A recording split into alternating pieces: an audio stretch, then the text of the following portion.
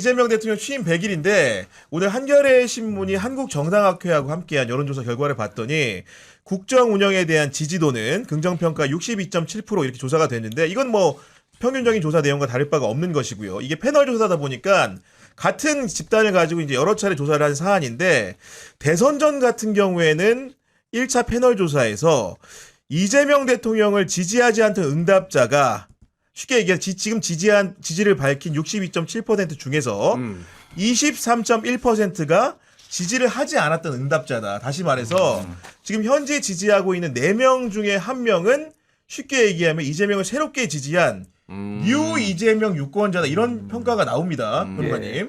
오늘 한겨레 기사 이거 한번 꼭 찾아서 보셨으면 좋겠어요. 저도 굉장히 재밌게 읽었는데 그러니까 지금 62.7%면은 지난주 갤럽 금요일 발표된 갤럽이 대통령 국정수행 지지율이 63이었거든요. 그러니까 거의 지금 일치하고 있는 지금 대체적으로 60% 초중반대 이 정도 대통령이 지지를 받고 있고 그냥 단순하게 생각해봐도 이재명 후보가 대선 득표율이 49.7%였잖아요. 그렇습니다. 그러면은 쉽게 얘기하면 한 15%포인트가 유입이 됐다는 거고 그 49% 쪽에서는 사실은 이재명을 뭐 너무너무 좋아해서 이재명 후보를 지지한 게 아니라 저쪽이 잡는 거 싫어서 들어온 사람도 있다라고 보면 되잖아요. 그게 지금 23% 정도 된다라고 보면 되는 거예요. 그러니까 이 데이터로 보면 이렇게 되는 거고 제가 이제 눈여겨봤던 거는 이 중에서 그러면 새로 유입된 이재명 국정 수행을 긍정적으로 보는 사람은 중도가 압도적이에요. 64.5. 그렇습니다. 그리고 보수가 22.5, 진보는 13. 그러니까 진보는 이미 어느 정도 이재명 정부와 후보 이제 대통령을 지지를 하고 있으니까 더 끌어올 게 없는 거죠. 그러니까 마른 수건 짜고 있는 건데 중도가 좀 이 미온적인 시각을 그러니까 이 대표 시절에 너무 강성으로 가는 거 아니냐라고 미온적으로 봤는데 대통령이 되니까 굉장히 효능감을 느끼는 거예요. 실용적으로 행보하는구나. 예, 그러니까 뭐 이제 또 강성 뭐 지지자들 뭐 또 이제 민주당 좋아하시는 분들은 왜 이렇게 대통령이 뜨뜻미지근하냐 이렇게 하시지만은 대통령은 얘기했듯이 계속 오늘도 그 얘기했어요. 항상 요즘 그 얘기합니다. 모두의 대통령이다.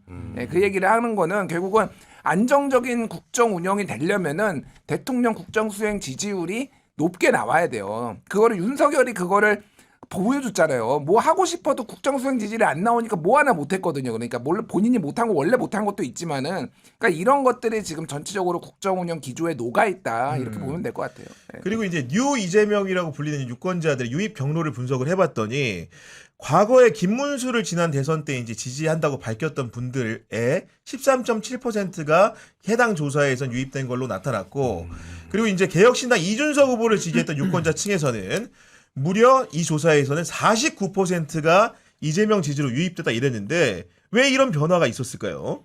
그러니까 저는 이재명 대통령이 시대 정신과 함께 가고 있다라는 생각을 했습니다. 뭐 시대 정신이 제 유튜브 이름이기도 한데 거의 제가 일부러 깐 게 아니라 시대 정신. 시대 정신. 요거 오해하지 않으셨으면 좋겠습니다. 이렇게 밀어넣나? 아니 근데 왜 그 생각을 했냐면 제가 그래도 보수에서 좀 합리적으로 당을 바꿔보려고 노력을 했다가 나온 사람이잖아요. 제가 그리고 지금 무소속으로 지금 있는 입장에서 이렇게 보면 이재명 대통령이 오늘 하신 말씀들에 거의 대부분에 다 동의가 돼요. 대표적인 게 주식시장을 더 발전시키고 부동산의 자금을 옮겨가겠다. 대한민국의 이 부의 지도를 바꾸겠다. 너무 동의하는 바고요. 또 하나는 지금 이 검찰개혁에 대해서도 조금 더 치밀하게 논리적으로 전문가들의 의견도 들어서 빈틈없게 그리고 감정을 빼고 본인이 가장 그 피해자임에도 불구하고 감정이 배제된 그런 성공한 개혁하자 너무 동의하고요. 또 내란 특별재판부에 대해서도 이게 왜 위헌이냐라고 반문을 하면서 필요성을 강조하셨거든요. 그 저는 이재명 대통령이 시대 정신과 함께 가고 국민 주권이라고 하는 공익, 국익 이쪽에 포커스가 맞춰져 있기 때문에 보수에서 지지 안 할 이유가 없는 겁니다. 그래서 저는 지금 이재명 대통령을 찍지 않았던 분들조차도 내지는 연성 지지를 했던 부분조차도 더 지지가 강화되고 본인의 그 소위 말하는 그 지지 기반 이게 더 넓어지고 있다는 생각이 들거든요. 그러니까 세대 기반, 성향 기반, 지역 기반.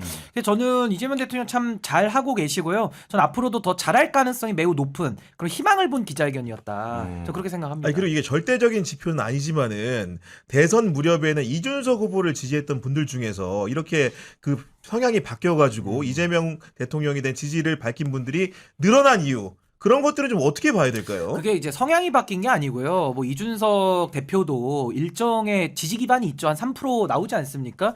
근데 그게 표를 맡겨놓은 게 아니에요. 그쪽에 계신 분들도 사실은 이제 양비론 비슷하게 양당에 대한 지지가 좀 어렵다 보니까 이준석이라고 하는 대안에게 조금 희망을 걸었던 분들인데 막상 가보니까 이게 대안은커녕 대안이 못 된다라는 확신을 들을수록 이탈하죠. 그럼 이탈하면 그분들이 이재명 대통령 행보를 보니까 생각이 또 비슷하네. 또 잘하네. 외교도 잘하고 또 뭐 안보도 잘하고 경제도 잘하고. 그럼 지지 안 할 이유가 뭐가 있습니까? 그러니까 대한민국 국민들께서 워낙 수준이 높으시고 현명하시기 때문에 정치인들은 도구일 뿐이고 정말 국민들의 삶에 도움이 되면 지지하는 겁니다. 열어놓고. 그래서 저는 국민들의 현명함을 더 우리가 볼 수 있는 거 아니냐. 그리고 정치인들이 더 긴장해야죠. 내 기반, 뭐 정치 지역 기반 이런 게 아니라 이제는 잘 못하면 국민들이 지지를 철회한다. 이거 우리 유튜브도 마찬가지입니다. 그러니까요. 잘 못하면 채널 바꿔버리지. 왜 저를 보면서 자꾸 얘기하죠 지금? 요즘 안 그래도 너무 잘하고 경향TV 계시네. 위기에 처해 있는데 지금. 눈빛을 너무 진하게 썼나요 제가? 네, 너무 좋습니다. 위기의 기회로. 그러니까 한마디만 덧붙이면은 이제 그것도 맞고 기본적으로 이준석 지지자들은 2030이 많잖아요. 그러니까 상대적으로 뭐 그 출구조사 보면은 60대는 1% 찍었어요 이준석. 맞아. 예. 60대 그리고 50대도 한 3% 찍었습니다. 그런데 이쪽에서는 막 20대에서는 근데 20대가 기본적으로 정당 고착화가 덜 된 사람들이 많아요. 그러니까 아직은 내가 어느 정당을 찍어야 되겠다. 그러니까 소위 말하는 스윙 보터가 많다라는 그렇네요. 얘기예요. 네. 그러니까 청년 세대들을 공략해야 되는 이유가 그런 거예요. 그러니까 그 사람들이 이쪽 정당으로 한번 들어오면은요. 이제 계속 찍게 돼 있어요. 그래서 나이가 들면 들수록. 그러니까 그거를 그러니까 어느 정당이든 특히 민주당은 그 2030 세대에 대해서 공을 들여야 된다. 그래서 저는 뭐 좀 다른 얘기지만은 조국 대표가 2030 극우화를 그렇게 얘기를 하는 게 현명한 전략이 아니다. 모든 그러니까요. 2030이 다 극우화가 된 게 아니잖아요. 근데 그렇습니다. 거기서 극우화를 얘기를 하는 순간 듣는 2030은 굉장히 기분 나빠진다라고. 그러니까 전략적으로 그렇게 공격하듯이 하면 안 된다. 그러니까 이거는 타산지석으로 좀 삼아야 될 부분이에요. 그러니까 모든 근데 정당들이. 그 극우화라는 표현이 저도 동의하지 않는 것이 극우라는 성향을 가진 사람은 모든 세대에 다 있어요. 그걸 2030이라는 울타리에 담아놓을 필요가 없는 거고 2030이 조국 지금 비대위원장 이제 되실 분인데 이분에 대한 지지가 낮은 건 또 사실이잖아요. 그러면 왜 지지를 못 받는지 본인을 돌아봐야 되는데 나 지지 안 하면 니네 극우적 경향이 있어. 이렇게 가면 이게 뭐랑 비슷한지 아십니까? 부정선거론하고 비슷해요. 아니 부정선거도 내가 왜 지지를 못 받았지? 왜 103석 나왔지? 왜 108석 나왔지? 납득이 안 돼. 그걸 돌아봐서 150석, 200석 하도록 노력을 해야 되는데 잘할 생각은 안 하고 나를 지지를 안 했단 말이야. 그럼 이거 부정선거인데 냄새 나는데. 그래서 꺽시 또 나오면서 부방대 콰이어까지 만드는 거예요. 황교안의 길을 가는 겁니다. 그래서 저는 조국 위원장도 정치를 더 하시겠다면 뭐 정치를 안 하시면야 제가 이런 조언 드릴 필요는 없지만 정치를 하시겠다면 특정 세대에 대한 지지가 낮다고 해서 그분들을 극우로 이렇게 좀 몰아가는 듯한 발언을 하는 것은 매우 옳지 않다. 네. 그렇게 생각합니다. 지금 이응님이 오늘 이재명 대통령이 말한 검찰개혁 논조가 우리 신인규 변호사가 평소 말하던 논조랑 똑같아서 놀랐습니다. 오. 그 얘기는 처음에는 좀 안 믿었다는 얘기겠죠. 그러면서 이제 신인규 파이트하면서 슈퍼챗 보내주셨는데 예, 제 논조를 좀 한번 쭉 봐오시면은 예, 여기 가서 이런 말 저기 가서 이런 말 안 네, 합니다. 너무나 감사드리고 아유 감사합니다. 사실은 젊은 세대에서 이재명 대통령의 지지세가 올라오고 있는 이유 중에 하나는 아마도 이제 주식시장에 대한 미래적인 확신을 주는 부분들 그런 부분들이 굉장히 주안점 중에 하나라고 생각을 하는데 오늘도 역시 코스피 지수가 상승세를 탔고 이재명 대통령이 오늘 기자회견에서도 방점을 찍고 얘기한 것이 주식시장 정상화는 한참 멀었다. 지금 코스피 시가총액이 3,400조 정도 될 텐데 정상화되는 것만으로도 국부가 300조 내지 400조로 늘어날 것이다. 이렇게 말을 하고 있거든요. 김준표 평론가님. 그러니까 뭐 이거는 이재명 대통령의 좀 신념 같은 거라고 봐요. 그러니까 이거를 지금 뭐 대통령에 대해서 얘기한 게 아니라 당대표 시절에도 뭐 얘기를 했고 사실은 막 그 논란도 정권이 있었어요. 그 주식 가지고 있었는데 국방위원회 했는데 이거 방산 관련 주식 아니냐 막 이런 논란이 있을 정도로 주식에 대해서 많이 투자도 하고 본인이 이제 잘 뭐 알죠. 잘 아는 거예요.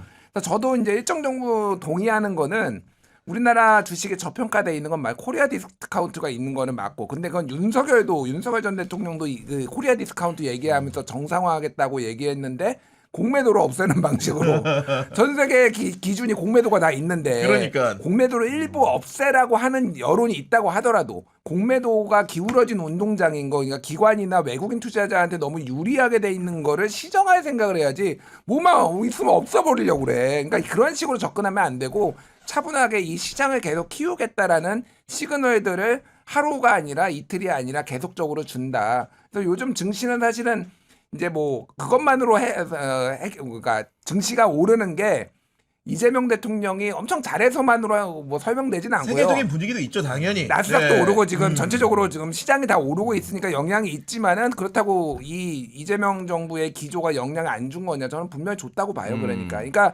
계속 시그널을 주는 게 부동산 대책 얘기하면서도 오늘 증시 얘기했어요. 그렇죠. 딴 얘기하면서 증시 얘기해요. 또 하고. 계속 네. 증시 얘기를 해. 바로 넘어갑니다. 그러니까 이게 아까 얘기했지만은 이 대한민국의 자금을 증시 쪽으로 좋아가지고 이거를 기업들이 또 재투자도 할 수 있고 이렇게 해서 이거를 선순환 구조로 만들겠다라는 그런 시그널을 계속 보내주고 있다. 그러니까요. 그리고 특히 이제 상장 주식 양도소득세 부과 기준을 두고도 갑론을박이 있었는데 오늘 시원하게 힌트를 준 거죠. 그러니까 단일 종목당 50억 원까지 면세줘야 되느냐 하는 생각을 지금도 하지만은 주식시장 활성화가 새 정부 경제정책의 핵심이기에 고집할 필요는 없겠다고 생각한다. 그 얘기는 결국은 종래의 방침을 고수하겠다. 이런 정도로 여겨지지 않습니까, 지금? 그러니까 저는 이재명 대통령의 그 실용주의가 그대로 드러나는 부분인데 저는 경제와 안보에 있어서 가장 위험한 사람이 누구냐?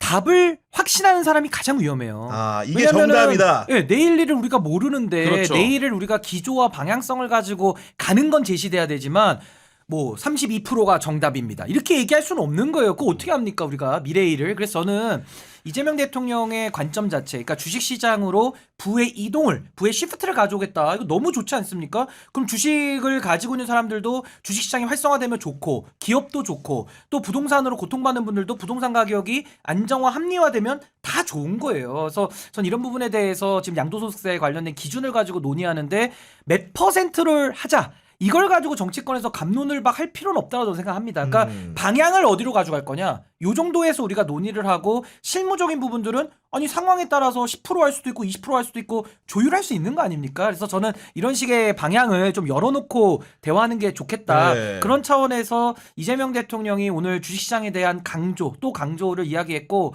또 하나는 지금 주가 조작 사범들 이거 엄단하겠다. 원금까지다. 예, 원금까지 다 몰수 추징하겠다라는 그렇습니다. 이런 네. 발언이라든지 코리아 디스카운트라고 되어 있는 기업의 의사결정권을 행사하는 사람들이 사실상 기업을 가지고 장난치는 일들 이거는 더 센 상법이 아니라 기업을 가지고 장난치는 사람들을 더 세게 규제하는 거기 때문에 오히려 국민들에게 좋은 일이다. 이런 표현들은 참 와닿고요. 저는 그런 나라가 꼭 됐으면 좋겠습니다.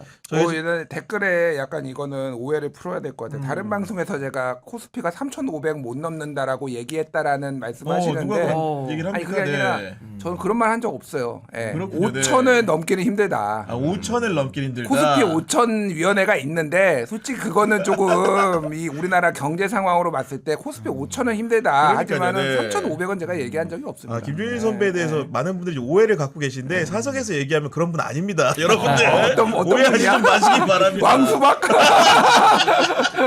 네, 그런 상황인데. 저는 그냥 합리적으로 얘기할 아니, 뿐이에요. 그러니까요. 네. 이쯤 저희가 얘기를 했는데 15분 정도 이제 방송이 시작한 경과가 됐는데 그 곽수환 씨 같은 경우에 지금 보면은 네. 원래 국내에 투자했던 주식 투자금을 일단 뺀 상태라고 했는데 여기까지 들어보니까 한 번 더 가겠습니까 안 가겠습니까? 아니 가죠. 그래서 지금 종목을 보고 있는 거예요. 아 그래요. 흐름을 네. 보고 들어가야지. 왜냐면은 무조건 들어갈 수는 없잖아요. 근데 오를 거라는 확신 저도 있기 때문에 장기적으로 보면 어디에 넣었을 때 더 수익률이 좋을지 그걸 좀 보고 있는 상황입니다. 그냥 그 오늘 이재명 대통령도 얘기했잖아요. 저도 사실은 주식 투자를 안 하다가 최근에 시작했어요. 아 진짜로. 그러니까 이재명 정부 들어오기 전에 직전에. 아. 그러니까 윤석열 정부가 너무 깽판을 쳐놔가지고 이거는 무조건 오른다. 어쨌든 어느 대통령이 오든 누가 대통령이 되든 이거는 오르는데 그 폭의 정도는 모르겠으나 그래서 저는 좀 투자를 했고요. 상당 오늘 대통령도 얘기했지만은 그 종목은 몰라도 지수로 투자하면 된다. 잘 그렇죠. 모르면 그 장기 네. 투자하면 돼요. 그러니까 저는 그래서 뭐 좀 꽤 장기 투자 ETF로 ETF로 투자를 했어요. 그래서 근데 이게 주식시장이 참 신기한 게 우리가 부동산 값이 오를 때는 박수 치는 분들 없어요. 왜냐면 대부분들이 집이 없기 때문에. 그렇죠. 근데 주식은요. 주식 안 하는 분들도 코스피 올라가면 그냥 기분 좋거든요. 그냥 다 박수 쳐요 그냥. 그 왜 그러냐면 이제 부가가치를 만들어내니까 국부가 늘어나서 이제 우리 국민들이 다 좋아하시는 건데 저는 이 주식시장이나 경제 관련돼서는 일단 심리가 가장 중요하고 하고 심리에 가장 영향을 미치는 것이 정부 정책의 일관성이거든요. 그런 면에서는 전 이재명 대통령이 주식에 대해서 잘 아는 분이고 또 주식시장을 활성화시키겠다라는 일관된 의지를 계속 보이고 있기 때문에 저 주식시장이 좋아질 수밖에 없고 또 좋아져야 된다 저렇게 생각합니다. 요거 하나만 말씀드리니까 심리를 얘기하니까 그 소비자 심리 지수라는 게 있어요. 네. 이게 한국은행에서 내는 건데 어쨌든 뭐 향후 경기 전망 이렇게 개개인한테 물어보는 거죠. 현재 생활 현편 뭐 이제 가계 수입 전망 이런 거에서 6가지를 묶어 가지고 소비자 전망 심리 지수라는 게 있는데 이게 이제 100이 기준이에요. 아 100이. 근데 이제 월별로 나오거든요. 작년 12월에 88.2. 88.2. 예, 역대급으로 안 좋은 거예요. 그러니까 100보다 이제 낮으면은 100에 가까울수록 좋은 것이고 그러니까 100보다 높으면 높을수록 100이 높을수록 기준이고, 좋은 거, 기준이고, 네. 100보다 낮으면은 비관적이고 100보다 높으면은 낙관적이다. 낙관적인데 네. 88점이 작년 올해 1월에 91점이 그래서 계속 안 좋다가 올해 5월 달에 101.8. 왜 그랬을까요? 윤석열 탄핵되고 이제 되니까. 그래서 101.8, 108.7, 110.8, 111.4 지금 8월 달에. 아 그런 지표도 좋아지고 있구나 지금. 88에서 111.4까지 올라갔어요. 굉장히 그러니까. 높게 올라간 겁니다. 네, 그러니까 네. 윤석열 이건 두 가지라 했어요. 윤석열이 얼마나 경제를 망쳐놨는지를 그리고 게다가 비상기형까지 해가지고 나라 경제를 작살냈는지를 알 수 있고 뭐 어찌 됐든 이재명 대통령에 대한 기대가 매우 높다. 이거는 심리지수기 때문에. 내가 그러니까 그렇게 좋아질 거라고 예상을 하는 거잖아요. 실제 좋아진 거하고 물론 그것도 반영이 되겠지만 그러니까 기대가 굉장히 높다. 경제를 잘할 거라는. 그러니까요.